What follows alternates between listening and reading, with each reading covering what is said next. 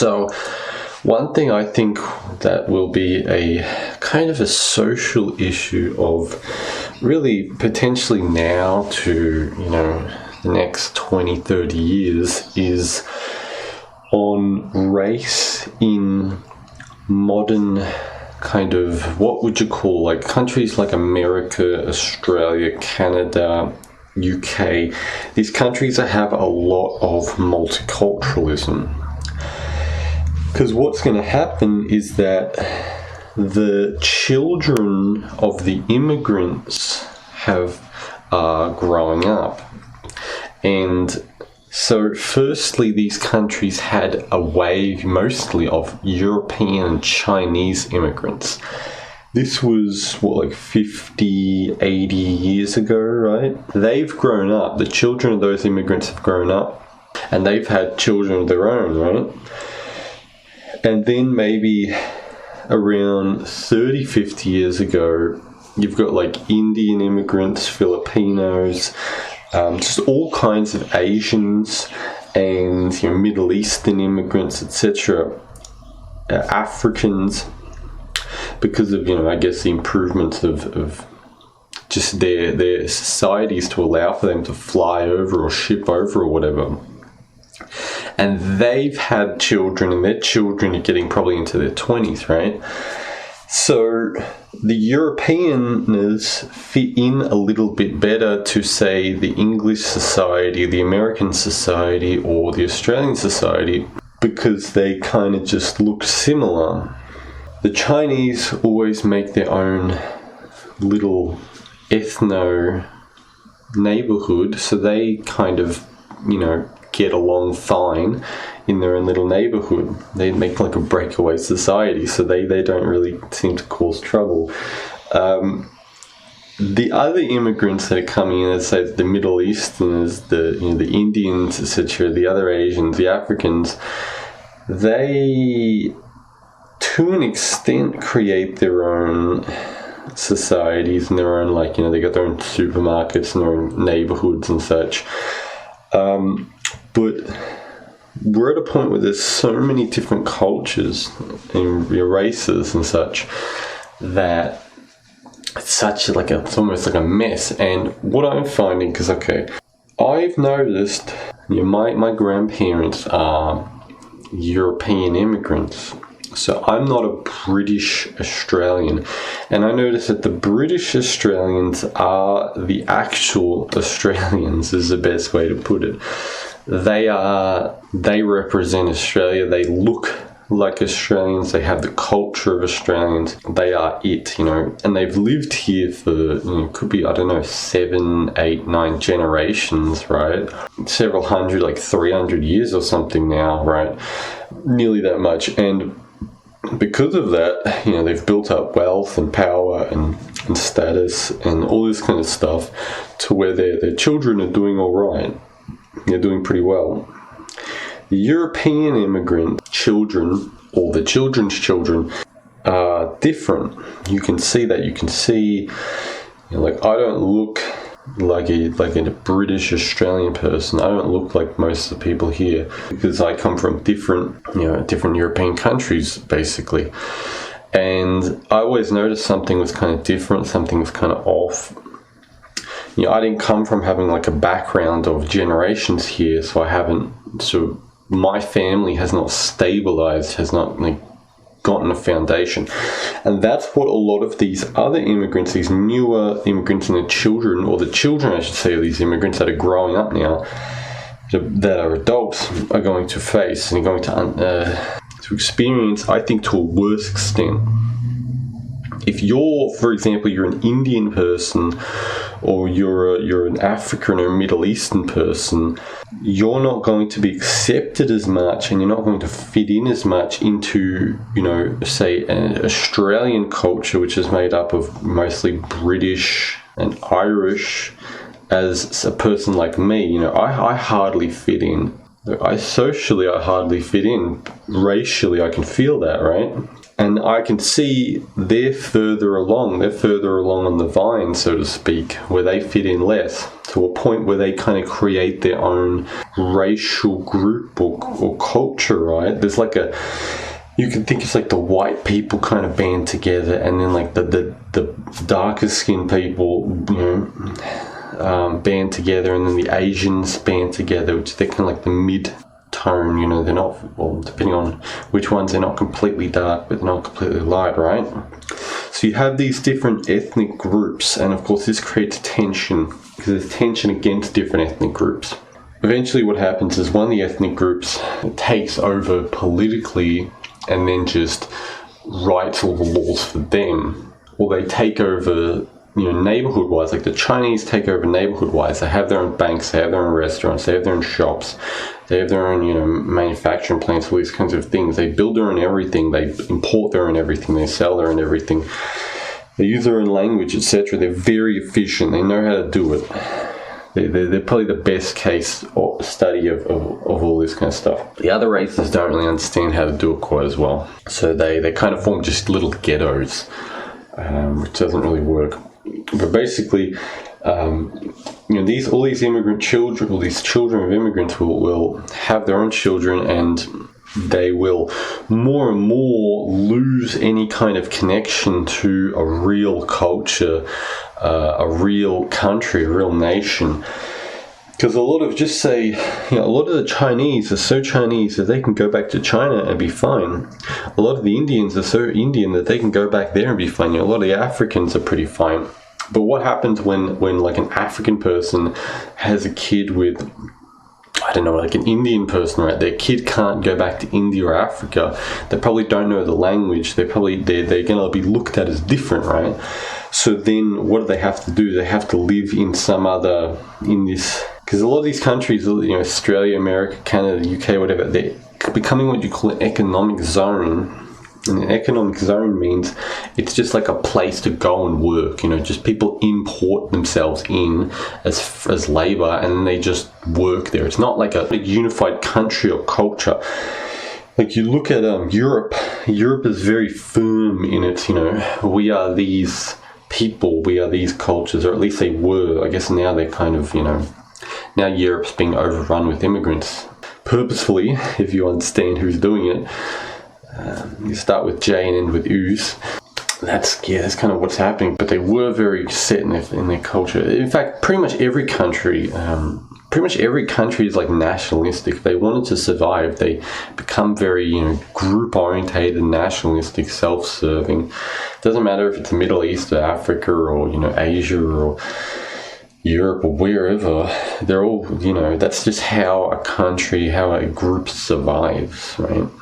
So basically what I see is we're just going to have people that don't really understand themselves, that are like so fragmented. It's you can look at it in a spiritual way, where people are spiritually unwell. It's a bit like someone spiritually unwell, so they go to another country and then they have children who then take on that unwellness, who are more and more mixed and more chaotic, more like less set, less stable. And then they do something chaotic and stable, and it's just like it's like a shirt is unraveling. You've got a thread and you pull it and it just starts unraveling, and that's what's happening in like a genetic, national, kind of cultural, country, racial way, essentially. Of course, there are people who are they're set on trying to stabilize that and fix that. And that kind of brings us into part 2 of the video, which is like, how do we understand what a culture, a country is? Now, this one's a little bit, because you think like, okay, you got France. How is France, France? Or how is Germany, Germany? How do you know if you're German? People are going over to Germany with like dark skin, and they're saying, well, a lot of them actually aren't saying they're German, a lot of them aren't saying they're French, a lot of them aren't saying they're English, because they don't want to take on those, like, you don't get like welfare points, or you don't get like social, like, free fame, so to speak, by saying that. It's like, it's kind of trendy and cool to be a quote unquote, you know, minority or a diversity person or whatever. Like, it's trendy to kind of have your own home culture if you're like darker skin, right? So they a lot of them don't say that, but what if they do? What if one of them is like, because, you know, there are, you know, darker skinned people that like want to take on the culture of like England or America or, you know, Germany or whatever. You know, there are some of them out there that think like, okay, this is nice, I like this, you know. Probably they have a bit more intelligence, so it fits them better than back home, right? How do they become part of that country? Is it just from getting a birth, like a what do you call it, a national certificate, like a passport there? Because, you know, you think of Japan, you get a Japanese passport, it doesn't make you Japanese. You marry a Japanese person, it doesn't make you Japanese. You have a half Japanese, you know, it's like you have a half German kid with your German wife or husband. They're not, you know, the kid isn't German anymore. They're half German, right? And they're not. They're gonna suffer in that culture. And then you keep, you know, interbreeding that kid into the country with, you know, German people, or you use Japanese or Chinese or whatever it happens to be, what culture, right? Eventually, they kind of start to look like them, right? So it's like, imagine paint. You take a piece, like a little drop of red paint, and you just keep mixing blue, and eventually you end up with this blue that's slightly tinted, but it's basically just blue. Like, is that what you want to do? Like, is that how they can do that? And then you kind of just, you're losing yourself almost. You're losing yourself by doing that, by integrating into a culture. And it's like, some people want to do that, which, you know, I guess it's a thing. You know, it's up to you if you want to do it. But going back to like cultures, you know, how did Germany come out of the world? And you think, if you look at Europe, a lot of the time in the past, it was made up by, like, you know, noble families, royal kind of families. They had a very firm hierarchy, right, of different, like, people who would own small towns, and then people who would own large bits of land. They'd be like, you know, rulers of countries, and then you'd have rulers of towns, and, you know, then you'd have, you know, all these kinds of hierarchies of land, similar to how we do it now, but it wasn't elected. I guess technically now it's not elected if you really want to get into it, but going on. And then chances are the person who ruled the town, or the king who ruled the entire towns, would be having a lot of children, right? And then their genetics would just get interfused into the country and the culture and all that. But if we really take it back, we take it back like 1,000, 2,000 years ago, right? When people mostly would just be living off the land. People would just be living off the land, and you would have families that live off the land. And and this is pretty much universal for most cultures, is that you have a family that lives off their land, and different families all over the place. Usually they're incestuous, right? This is just kind of how it worked. This is how it functions, and a lot of countries still do this. The church came along and said, you know, no more incest. I think, was it like 500, not BC, but after that year 0 or whatever. So like 1.5 thousand years ago, right? I think it's something like that. The church came along and said no more incest. If you really want to look into that, again, the church is, you know, Christianity is Jewish. The church is ran by Jews. Basically, that's when they started to control Europe. And what do Jews do? They practice incest. And what does incest do? It keeps the power in the family. Because if you are constantly splitting up your land and your assets, so, okay, my son has to take this half, and my other son has to take this half, and blah, blah, blah, blah, blah. And then when he has a son, he has to split it up again. And, you know, it's like you're losing power, and you're the main vein is splitting up into lots of sub-veins, right? That's kind of how it works after that. But, you know, through the practice of incest, essentially, you thicken the blood. You keep the power in them. I think also women were probably more not, I don't know, more valuable, but they were probably very valuable, because you think, like, what do you have in a herd of animals? You have a lot more women, or you want a lot more women, because you've got your main males, your main guys who breed, and usually there's not many of them, because you don't want them to fight, and they usually have harems, right? And then you have a bunch of women, because you can then make a bunch of children. And the inferior men, unfortunately, usually do not breed, because you don't pass that along, right? That's probably something how it worked. And then after that, after the whole, banning of incest, right, a man became very important, because you had to pass along your wealth to a man, because he's the leader of the family. Whereas before, I guess it wouldn't have mattered. I mean, the man was still probably the leader of the family, but it was, it didn't matter as much if you had more women, because they could make more children, I guess. I think that's probably how it worked. We switched cycles, so to speak. You think farming, being in the land, it's more of a feminine thing. And then you switch to the idea of cities and towns, because what happens now is that people have to intermarry other families. You then create villages, and still a village is still a semi-incestuous thing. Because one thing you got to understand, it's to get this homogenous race of people. Germans look like Germans, French look like French, Swiss look like Swiss, right? English look like English. There has to be some form of, they all need to be mixing somehow. So a village is still a semi-incestuous thing where, what is it like? I guess you'd have cousins screwing each other. So they look all the same. So you have these people, firstly you had, see, this is like what I'm trying to get into your head, this is like the spectrum.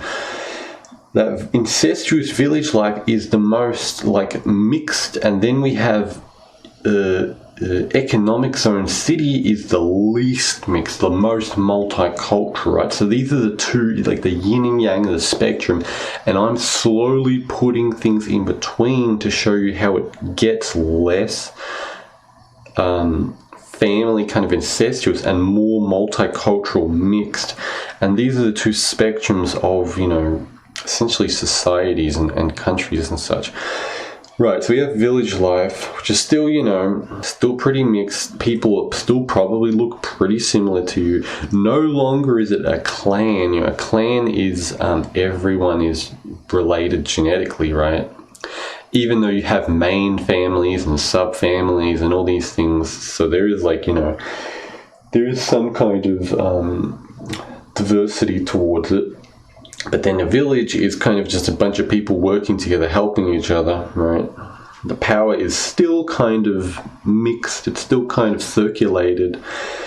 And then eventually you end up with, towns and cities, like small towns and cities, which then you start to get a lot more travelers and traders from other nations, which then starts to mix in different genetics. They see a woman that they like, and they're like, oh, I want her. Maybe they settle down and they have children there, and it mixes different genetics in, and that also spreads the power out to, and kind of it's like water. You start bottling water instead of just letting the water go everywhere and circulate. It's more constricted, because you have families who want to keep their own power, instead of being a village where everyone kind of helps everyone, but they're still technically they're kind of their own family, but they still help everyone, or being a bunch of people living in the wild, like in singular family, where the power is all spread around everywhere and everyone's kind of it's more, you've got genetically different family, because the more genetically different you are from other people, the less you want to help them, because it's humans are naturally group orientated. Now Europeans, of course, because they've kind of lived in a certain way, They still have a thing where they help other people who are kind of different to them, but it's like, at their downfall. Right. What happens when you have these cities usually is that you start to have major families popping up, because there's still that instinctive desire to contain power within the family, which is when you start having a bunch of noble families which, gain power and status and such. They're in competition, biologically they're in competition against one another to get power. Because if you think about it, in the city, there's only going to be so many, back in the past, so many blacksmiths, or today, so many factories, There's only so many food shops and restaurants and inns, or motels or hostels or whatever, So there's only so much real estate and so much resource that can be had. And you've got these families that are, trying to capture it themselves. And eventually it spreads out where you've got multiple cities that are a part of a country. So you've got these people that are vaguely genetically similar because you first had the family, and the family turned into the village, which is less genetically similar, and the village turned into the small city, which is again less genetically similar. You've got multiple families popping up in the small city, which then say, okay, I want to start my own city or my own village. And then, because one village lives up north, one family lives up north and the other one lives up south, they then become different. They speak a little bit different. They eat foods that are a little bit different, but they still trade with one another. They still know one another lives there. And maybe some of these families really don't like each other when they say, nope, I don't like you. I'm not going to trade with you. I'm not going to talk with you, right? And then because of that, there is no intermarriage. There is no mixing, essentially, of themselves. And then they become different. It's a bit like, Spain is more darker skinned. It's more sunny. Closer to Africa, Morocco and such, so it's got a lot more intermixture with that. While England, it's a lot more white, lighter skinned, because they're more northern, it's colder and such.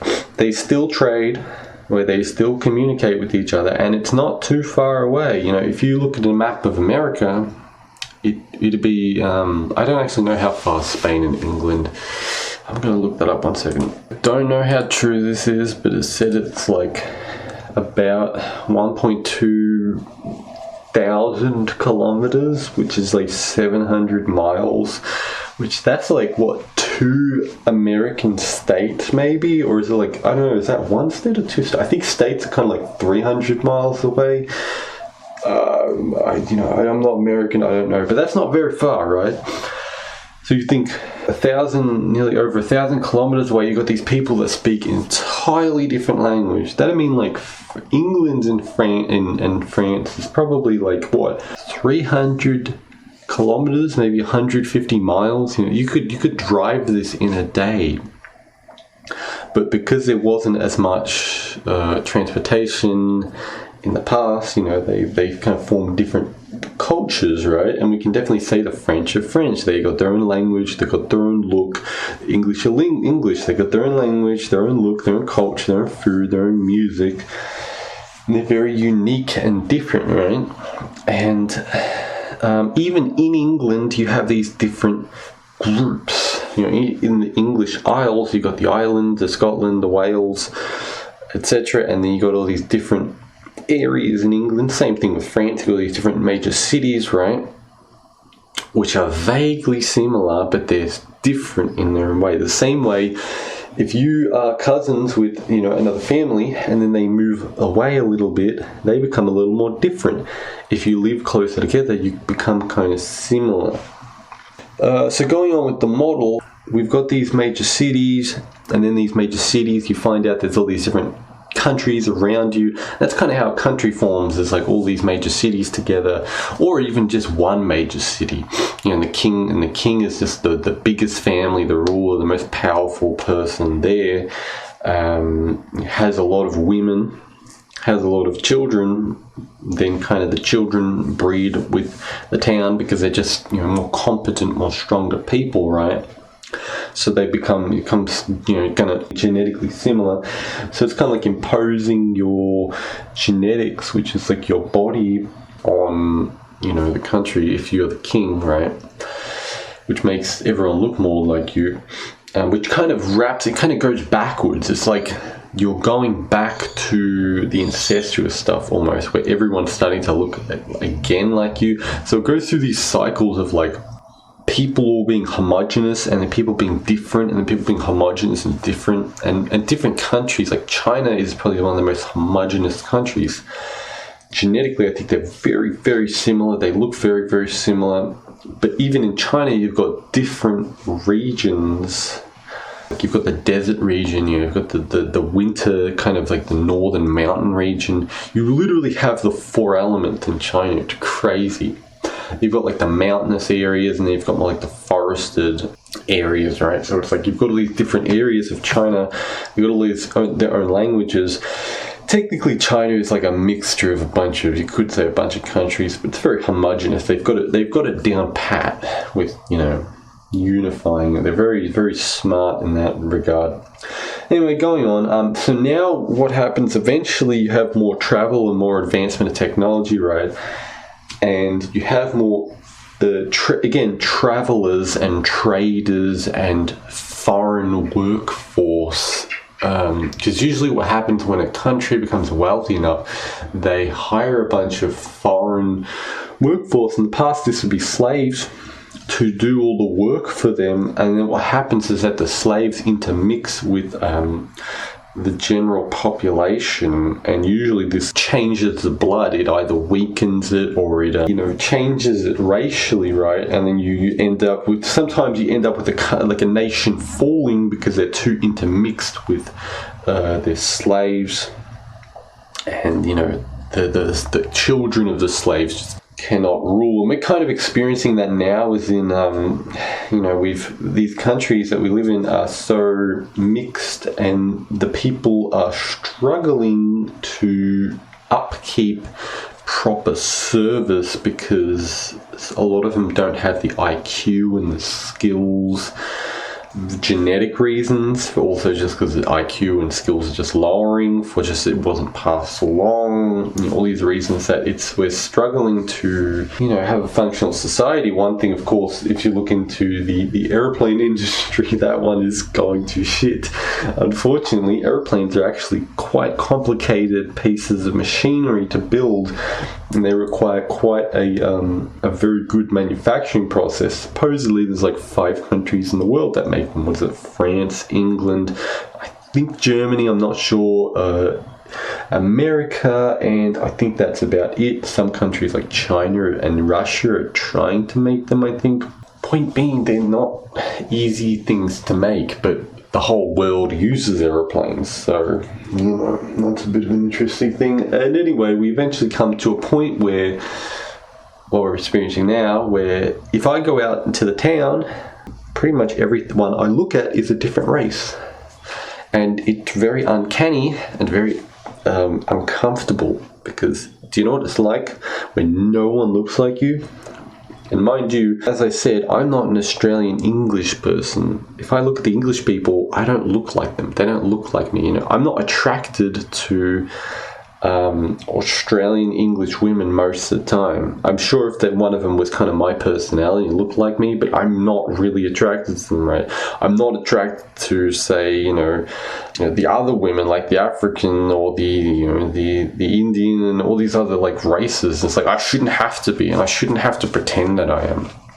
I'm attracted to women who have a similar country background as me, right? That's just how it works. The more stable of a person you are, the more you seek people similar to you, who have similar features, which really just means skin color, eye color, hair color, facial structure, body structure, personality, upbringing, background, etc. Just people who are more similar to you. It's why you look at people, husbands and wives, and they look similar. Of course, when they have sex, they genetically, the husband kind of imposes himself genetically upon the wife through his reproductive fluids.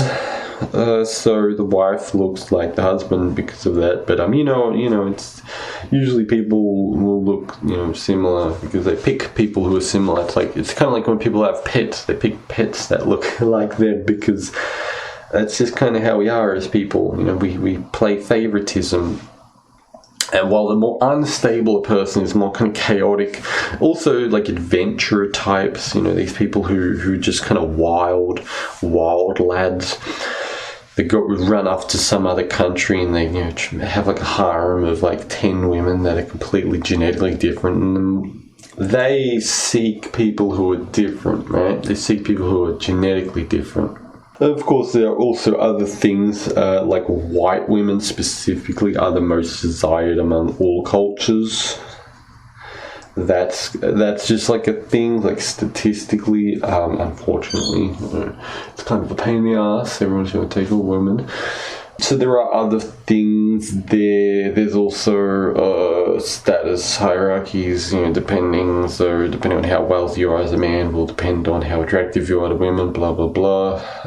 There's a bunch of other things which dictate attraction to people I'm not going to get into. But point being, I think what's going to happen is that people, you can notice with religion already, people they feel like something's missing. They kind of desire something, right?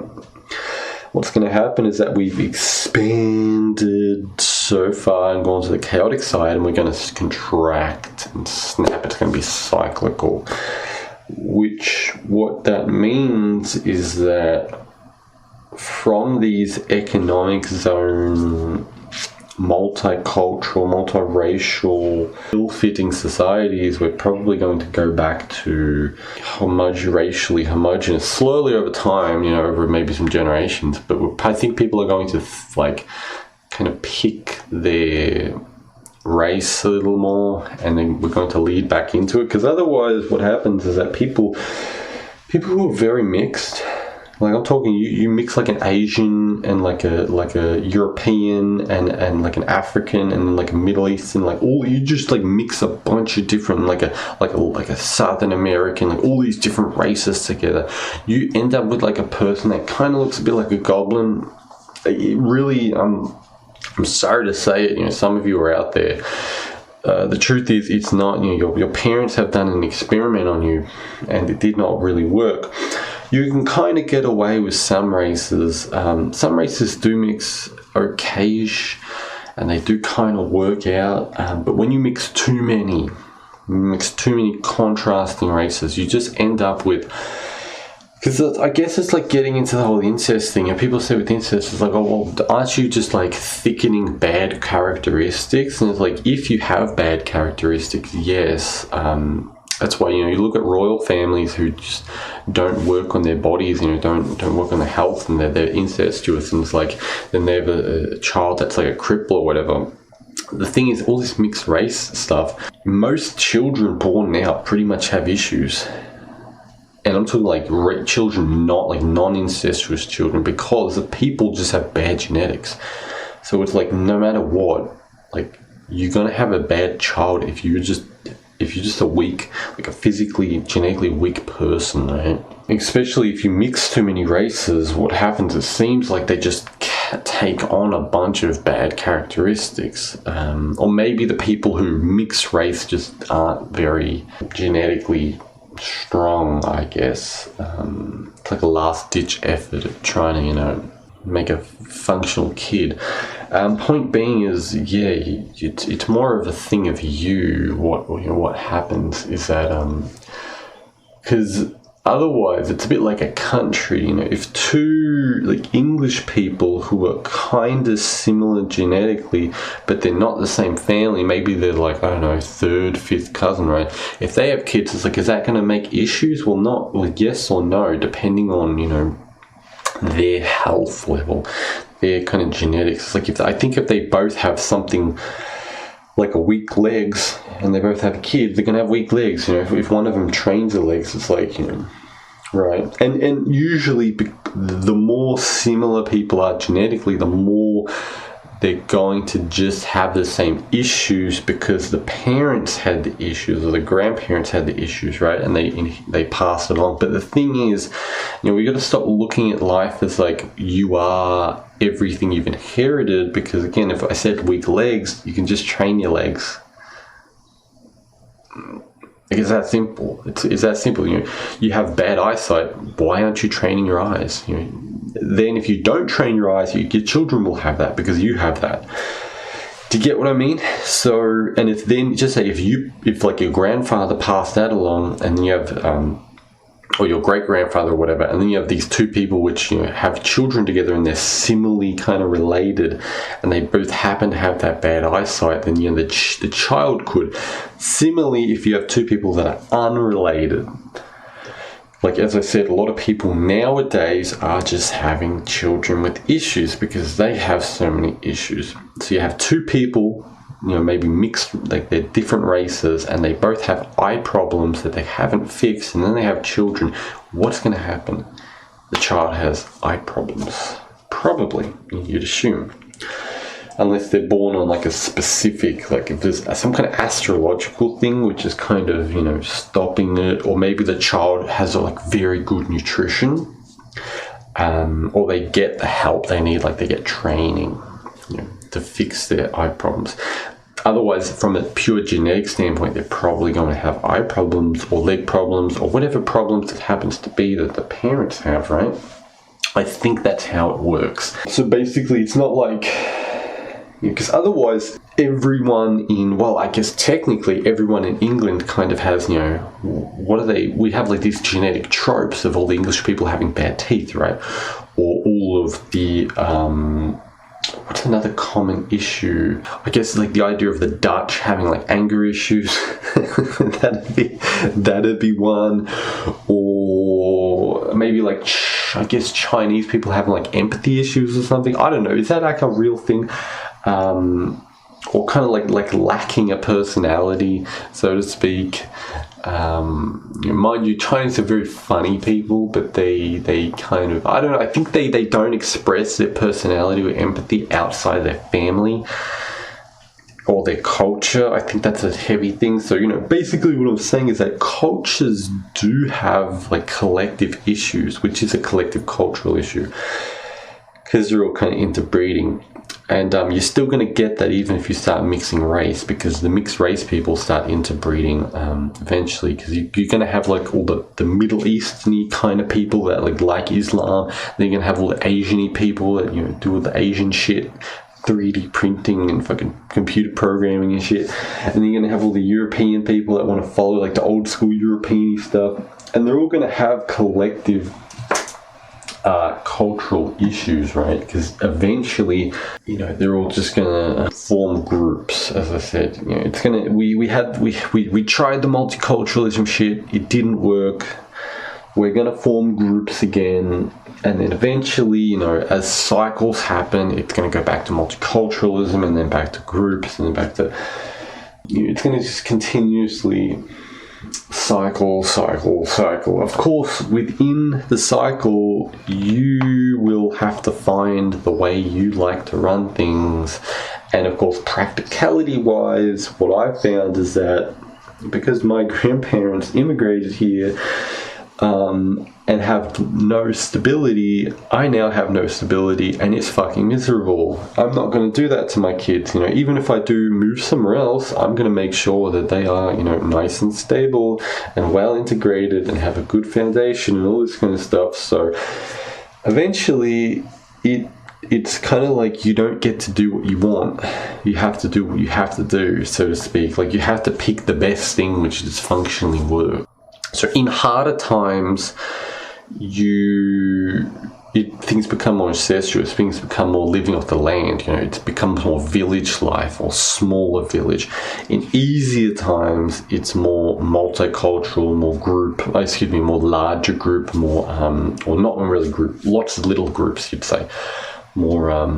fragmented because there's just more resource, more abundance, which is the whole reason America, Australia, Canada, UK, etc. is multicultural, because there's so many resources. If you look at like Europe, why are all these dark-skinned immigrants coming over? It's because they get free shit. They have a child there, the child is paid for. They go there, they live on welfare. They have like 10 children. It's all paid for by welfare.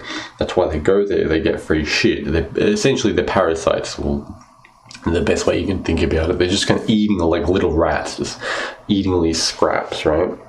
Which shows that it's an easy ecology, an easy environment. While in the difficult environments, everyone has to, like, you're living in like a house with no rooms, no walls. Everyone has to get along. If you can't get along, you either die, you leave, you unexist someone else, to put it politely. That's what happens in the harsher times, because everything is constricted. So everyone has to get along, and what happens is that you either have to interbreed and form a homogenous group, or you probably go insane, or you leave, or you leave. You go somewhere else to find where you fit in, I guess. It's a bit like, when you have money, like imagine you have lots of money, you can go, you live wherever you want, but then you have no money, you have to live where you are.